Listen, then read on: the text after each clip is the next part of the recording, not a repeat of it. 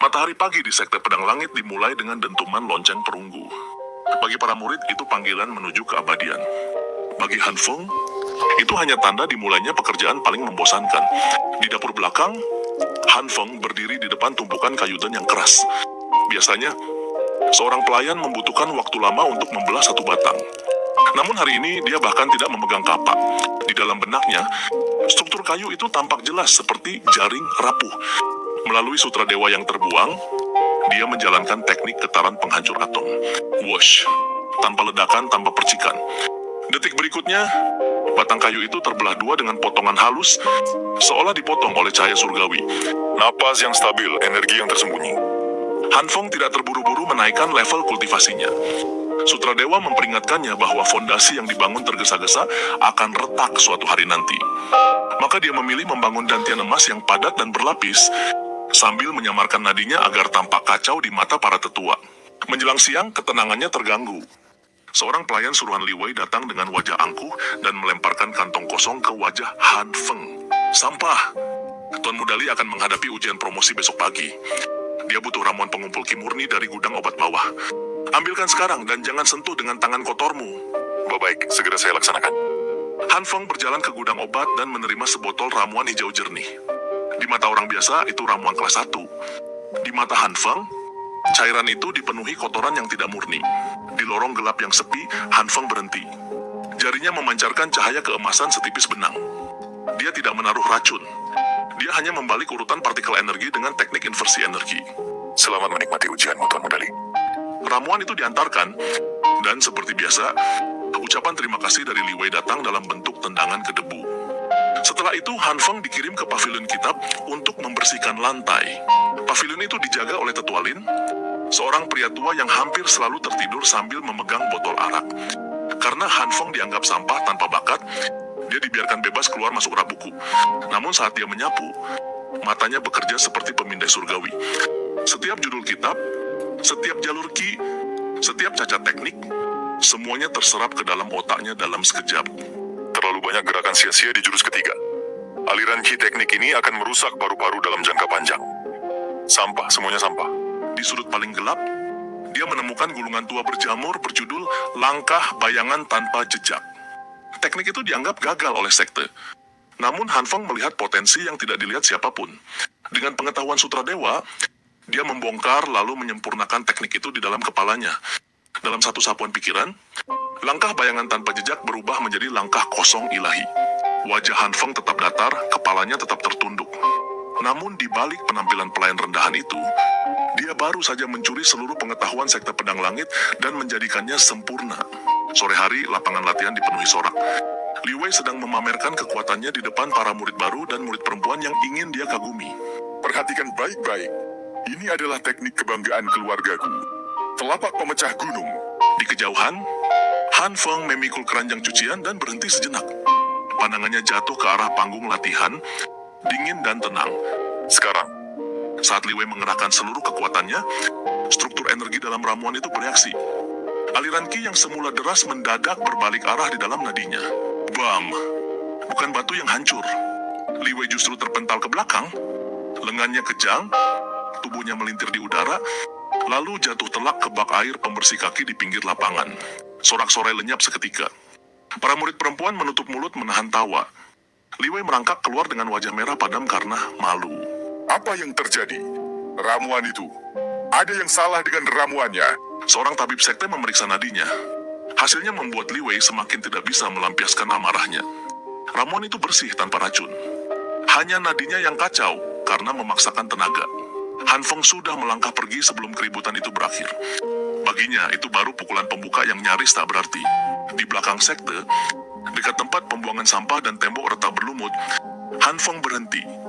Di antara rumput liar yang busuk, dia melihat tanaman kecil berdaun 3 hitam kusam. Orang-orang sekte menyebutnya rumput gagak, gulma tak berguna. Namun dalam ingatan Dewa Han Feng, itu adalah rumput penelan jiwa, tanaman legendaris yang bisa menyembunyikan level kultivasi bahkan dari seorang kaisar. Sekte ini benar-benar sekumpulan orang buta. Dia menyimpan tanaman itu ke dalam jubahnya.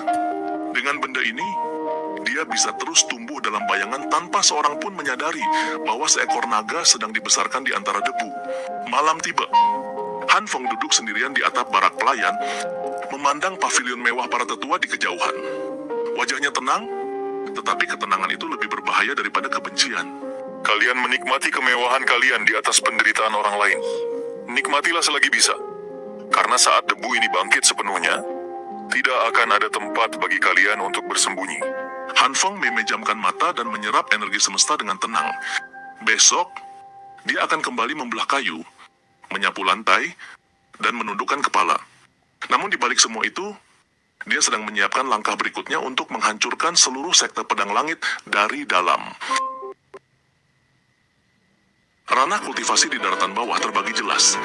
Pemurnian tubuh tingkat 1-9, pengumpulan ki tingkat 1-9, lalu pondasi dasar awal, tengah, dan puncak. Di wilayah kerajaan, inti sejati adalah puncak kekuatan yang hampir tak tersentuh. Status Han Feng saat ini jauh melampaui penilaian orang biasa. Secara fisik, dia telah berada di puncak pemurnian tubuh. Dan karena dantian emas yang dibentuk oleh Sutra Dewa, kualitas energinya bahkan mampu menekan lawan di level pengumpulan ki. Pagi itu, sekte pedang langit tidak seperti biasanya. Sejak fajar, puncak utama telah dipenuhi energi dingin yang menyegarkan. 9 dentuman lonceng emas memecah kabut dan memanggil seluruh murid menuju gerbang dalam. Dia keluar. Jenius nomor 1 kita, kakak senior Suyan, akhirnya menyelesaikan meditasi panjangnya. Suyan adalah legenda sekte pedang langit. Baru berusia 19 tahun, dia dikabarkan telah menyentuh ranah pondasi dasar, pencapaian yang bahkan sulit dicapai banyak tetua dalam 50 tahun. Di tengah kehebohan itu, Han Feng justru berdiri di pinggir kolam teratai di jalur utama. Tugasnya hari ini sangat rendah, menguras lumpur dan membersihkan lumut di dasar kolam. Celana pelayannya digulung sampai lutut, tubuhnya basah oleh air keruh, namun dia bahkan tidak menoleh ke arah kerumunan. Baginya, keributan itu hanya gangguan kecil saat dia menyelaraskan napas dengan Sutra Dewa. Minggir, berjalan untuk kakak senior. Rombongan murid inti pun melintas. Di tengah mereka, Suyan berjalan dengan keanggunan yang seolah membekukan udara. Jubah sutra putih bersih dengan sulaman plum perak membuatnya tampak seperti dewi salju yang turun ke dunia fana. Saat dia melewati kolam, aura dingin dari teknik hati salju abadi membuat permukaan air yang sedang dibersihkan Han Feng membeku tipis. Tiba-tiba, sapu tangan sutra putih yang terselip di pinggang Suyan tertiup angin lalu jatuh tepat ke tumpukan lumpur di dekat kaki Han Feng. Langkah rombongan itu berhenti. Suyan menunduk menatap sapu tangannya yang ternoda. Han Feng, yang berdiri paling dekat, membungkuk secara refleks lalu mengambilnya. Ini milikmu. Untuk sesaat mata mereka bertemu. Suyan tertegun. Di depannya hanya seorang pelayan basah dan kotor, namun wajah pria itu terlalu sempurna, dan matanya sama sekali tidak memiliki pemujaan, rasa malu, ataupun ketakutan. Di dalam gantiannya, Suyan bahkan merasakan getaran aneh, seolah energinya sendiri sedang terintimidasi oleh pria tak dikenal di depannya. Dalam hatinya, dia sempat mengira Han Feng adalah murid inti baru. Kurang ajar. Beraninya sampah sepertimu menyentuh barang milik kakak senior Su. Li Wei menyentakkan tangan Han Feng hingga sapu tangan itu jatuh kembali ke tanah. Kakak senior Su, jangan tertipu oleh wajahnya. Dia ini Han Feng, si pelayan sampah yang legendaris di sekte kita. Dia tidak punya bakat, nadinya cacat total, dan dia hanya bisa menyapu lantai. Dia hanya seonggok daging tanpa kegunaan yang kebetulan punya wajah tampan.